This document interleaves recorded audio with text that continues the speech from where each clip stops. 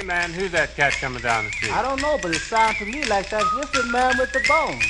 Sure having himself a ball.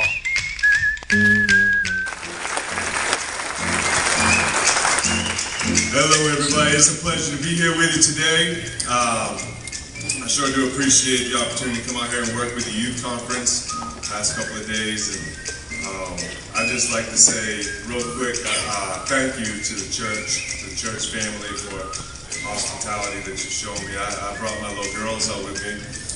They're 4 and 6 years old, and it's the first time they've ever been on the road with Daddy, and the first time they've ever been on a plane. And so this is their first taste of what Daddy does when he takes off, you know, every month or two. And y'all have just spoiled them, Pastor Finley and his daughter Jess, and Pastor's wife have just absolutely spoiled my little girls so much since they've been here. They're having the time of their life. Let me just tell one little quick story. My girls, yesterday I brought them down to the nursery so we could go out and take care of some business. And brought them in the nursery, and my oldest daughter said, "Oh, Daddy," she said, "my best friend isn't in here today. I don't know." She's talking about Jessica. They didn't get enough close to my girls since they've been here. I sure do appreciate everything you've done for me and for my family, and it's an honor to be here to help you out today. And what I'll do right now is just give you a little taste of what we did during the youth conference and what we do in the schools, what we hope to have a chance to come back and do in your local schools here in Whittier.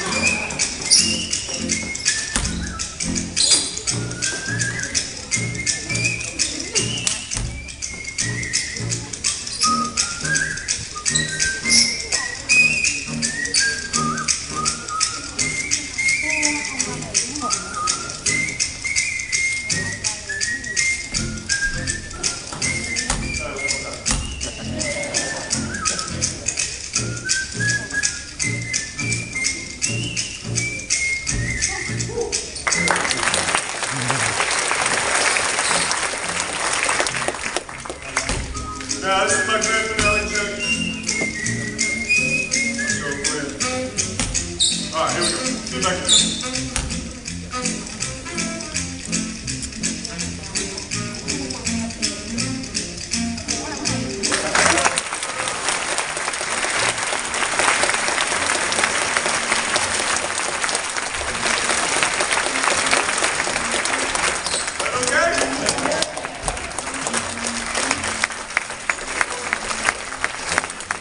The absolute best for last. I wonder, can I get Brother Polly on the platform? You come up and help me with a pen trick. We had a 2-year-old boy do this at the game yesterday, so I want to see if Polly can follow up that act. We're going to see if you can do one grand finale trick for us. Alright, one hand. If you can do this, y'all platform real loud. Come over here, sir, Mike. Alright, here we go. See if you can do it. One hand on the bottom, one hand in the middle, and wow!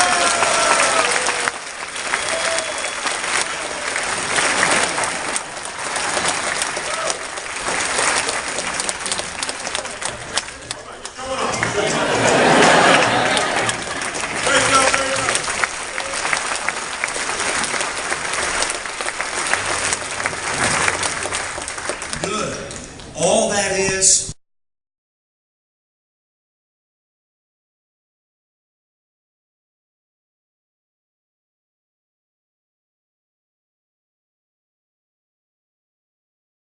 Just give you a brief snapshot of my testimony. First of all, I want to say once again, thank you all so much for how you spoiled my girls. I know I said a little bit this morning, but I mean, there's no way to get to you dads know what I'm talking about. There's no way to get to a dad's heart, but, you know, take care of his little girls. And I'll show you, those of you out there with boys, if I say the same, but I can speak on behalf of the dads that have girls, you know. It's really melted my heart and put a really, really good taste in my mouth towards the ministry, you know, towards the things of God, and to be able to talk to my wife and share the things that this church has done for myself and for my girls has really been special.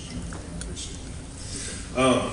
Just to give you a snapshot, I grew up, I saved at the age of 10. Went to a good Christian school. I believe 2 years after I was saved, I think I was about 12 years old, first started going to Christian school. And I was 15 years old when Dr. Joe Boyd came to do a revival meeting. And it was a thrill for me to walk the hall and see this picture out here in the hallway, you know.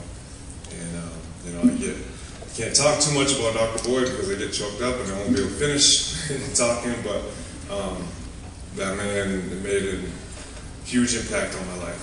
And he changed my life in more ways than I could ever tell you. One of the biggest thrills for me last week, it was great to be in Hammond, Indiana. You know, it's a place I've always dreamt about. You know, the opportunity to go out there and work with them, but to be able to go up and meet Brother Mercer, who took such good care of Dr. Boyd when he was towards the end of his life. It was really special for me. That was probably the highlight of it. I get to thank him personally, taking care of Dr. Boyd the way he did. And First Baptist, and thank Dr. Scott as well. That was real special. But anyways, I was able to travel with Dr. Joe Boyd for 3 years. Traveled with him for the 4th year. I traveled with him. I was able to travel with him year round. So I was able to come with him. He met me at Pastor School and snagged me off the road right in the middle of the school year and said, "Come on, boy, do schooling with me. Let's go." And so I got to travel with him, and I was the only one with him there for a little while. So that was really special for me. And came back home. Went to Howes Anderson College for a couple of years after graduating high school, and met some of my closest friends to this day out of Howes Anderson College, and it was really neat to get to see some of those last week. Some of my friends I hadn't seen in 15, 16 years. It was a real thrill. But I got away from the Lord after returning back from Howes and got in with the wrong crowd, and you know, got caught up in the drinking, the drugging, and the party lifestyle, and got away from the Lord. And comedy basketball team came and I held a fundraiser in my hometown. Long story short, I tried out for that comedy basketball team, became the first white player in the team history. They're the second oldest comedy or entertainment basketball team in the country, next to the Globetrotters. And I made that team and just living out my basketball hoop dreams, performed with Disney, Nike, performed for Michael Jordan, for Brand Jordan, a couple all-star weekends, and I was just on top of the world, you know. I was far away from the Lord, but in my mind, you know, I was living out my dreams and living out my childhood hoop dreams. And I always wanted the chance to go up against the best. And I was probably 2.5 years ago, I was probably at the top of my game, you know, athletically. And I got a chance to go up against Charles Mason. He was the best basketball player to come out of my state. Played in a couple NBA summer camps. And went up against him, and finally one day at Payson Park, and right in the middle of our game, we were going back and forth, and I was just, you know, on a basketball high. I was just loving life and just living out my dreams, and finally got a chance to go up against the best basketball player to come from my state. And I came down off a rebound, leaning backwards, and landed awkwardly with both heels at the same time, and I felt this pain go up my back. And So my friends had to help me off the court and they had to help me to my car. And about 3.5, 4 weeks later, I found myself fighting for my life in a hospital bed. I had a simple back surgery. They cut my iliac artery while I was under. And they didn't realize they cut that I was bleeding internally. They took me off all my monitors, transferred me from the PACU into a recovery room, and left me alone. My wife just happened to walk into the hospital room when I went into a seizure and crashed. And I woke up to this crash team all around me. And as I looked up, I just remember waking up and looking around and seeing the sheer panic on everybody's face. And they were scrambling around trying to get me hooked up, and I remember just thinking, I don't know what's going on, but it's not good. But what's in those faces? And there was crash team surgeons, doctors, nurses, all these specialists, and whoever could get there quick enough. And there's a lot of things that happen that people. I don't believe in coincidence, but people say it was coincidence. Just coincidentally, the top artery surgeon in our state just happened to be walking out of the same hospital that I was in at the moment he got the page. And if he wasn't able to get to me exactly when he was, I wouldn't have made it. And so, mouth-to-mouth resuscitation, 4 blood transfusions, and I'm in a recovery room, my blood count dropping every single day. And basically the doctors and surgeons threw up their hands and said, we've done all we can do for you. We need your blood count to stabilize and build back up. And I tell young people, whenever I get a chance in school or youth rally, and I talk to some of the young people at the youth conference in the gym the other day at Freedom Hall, I said, when you're in a situation like that, you see things for what they really are. You see things a little more clearly.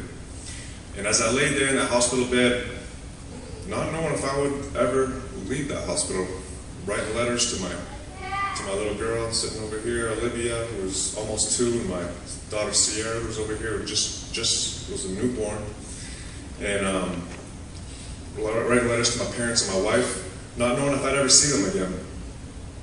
All of a sudden, All-Star Weekend and Nike, Brain Jordan, and all these things that were so important to me just a couple weeks ago weren't so important anymore. And I tell young people, the decision I made to accept Jesus as my Savior at the age of 10, all of a sudden, became a lot more important. I might not be able to put my kids on the bus first day of school or walk them down the aisle, but I knew I'd see them again someday.